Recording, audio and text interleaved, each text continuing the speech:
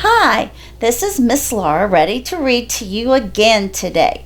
And this is called The Midnight Unicorn.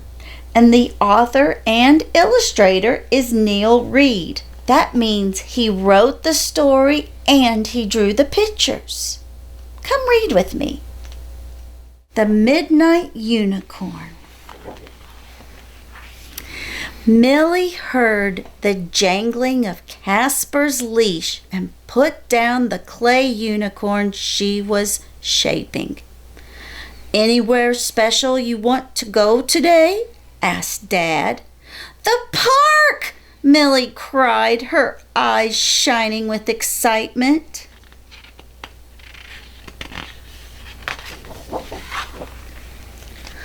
"Okay," said Dad. "But wouldn't you like to go somewhere else for a change? Aren't you tired of visiting that same stone statue?" Millie shook her head. She couldn't explain it, but the park, and especially that one statue, were the most important things in the world to her.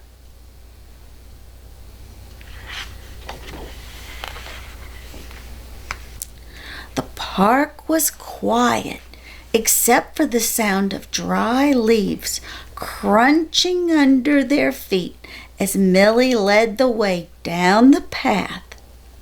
"Almost there, almost there," the quick rhythm of her feet seemed to say. One more bend in the path, and there it was. A small stone unicorn, molted with age and weather, slightly mossy around its hooves.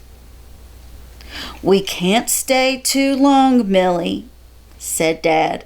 "I'll be right over there on the bench if you need me."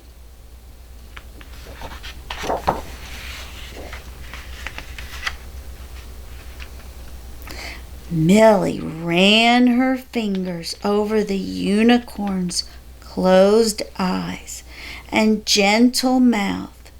It had the kindest, wisest smile, and she always felt happy when she was nearby. "It's only been a week since I was here, but I've missed you so much," she whispered, stretching on tiptoe to be closer to the unicorn's ear.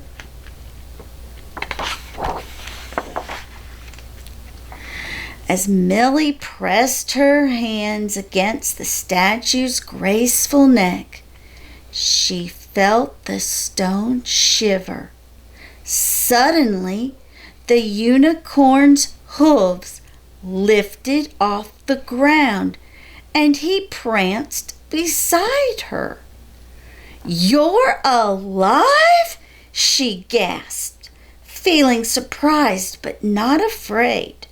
The unicorn pressed his nose softly against Millie's cheek and then bent his magnificent head so she could climb onto his back.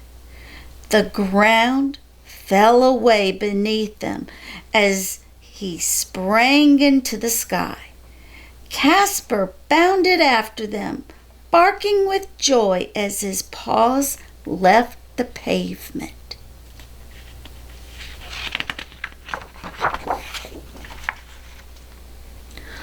Up and up they flew, high over the park and Millie's neighborhood. She kept her eyes shut tight against the rush of wind, and when she opened them, she was amazed to see a bright full moon, a sky suddenly full of stars, and lights twinkling in all the houses below. The town clock struck midnight.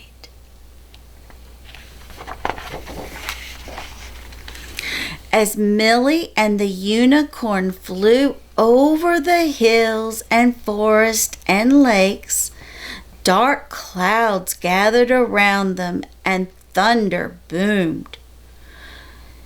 "Storm up ahead! We'll have to fly fast to beat it," Millie called out. The unicorn put his head down and charged through the angry clouds. Rain rushed into Millie's face. She could hear Casper whimpering as he galloped close behind them, trying to keep up. "Don't be afraid, Casper," she cried. "We've almost made it."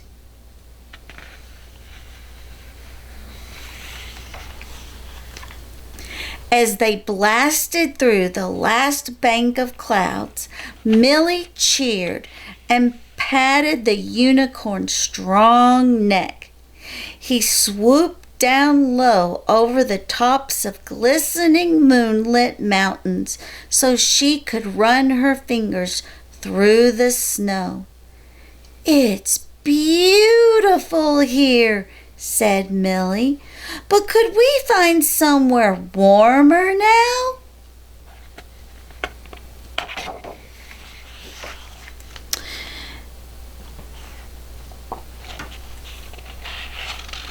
The unicorn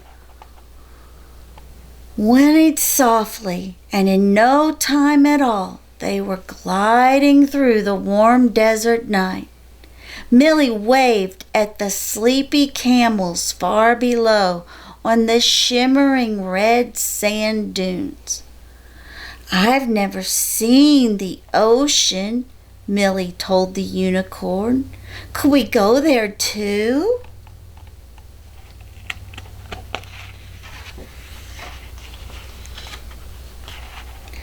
The unicorn turned sharply, and soon they were gliding over a sparkling sea. Waves rolled and crashed along the beach, and when Millie looked closely, she could see that there were other unicorns prancing in the foam. The unicorn spiraled down, down, down, right into the breakers. Millie laughed as they bucked through the salty spray, racing the others.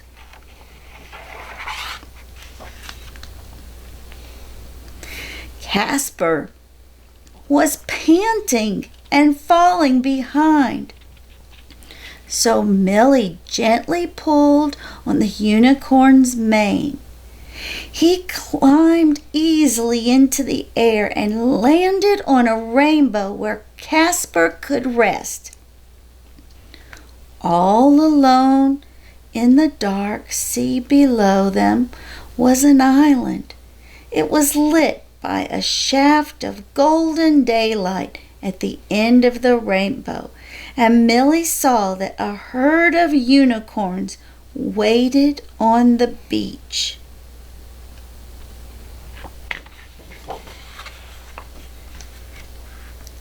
One by one, the unicorns welcomed Millie, nuzzling her neck with their velvety noses. When she had said hello to all of them, her unicorn led her to rocky paths she could explore and crystal clear streams she could drink from. Butterflies and the scent of flowers filled the air.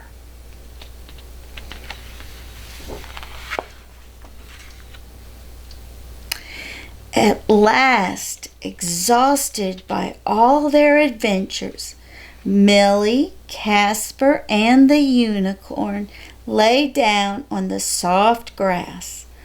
Butterfly wings fanned them into a deep, calm sleep.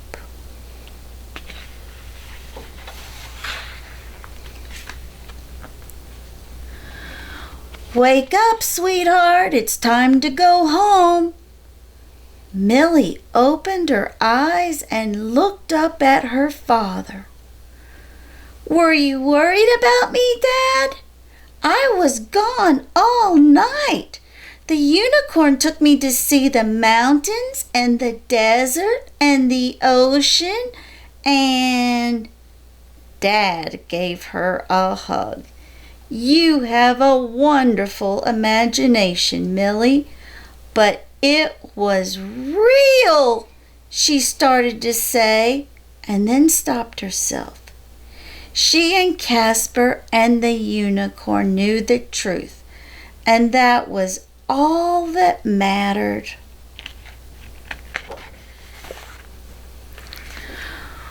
Ready to go now? Asked Dad.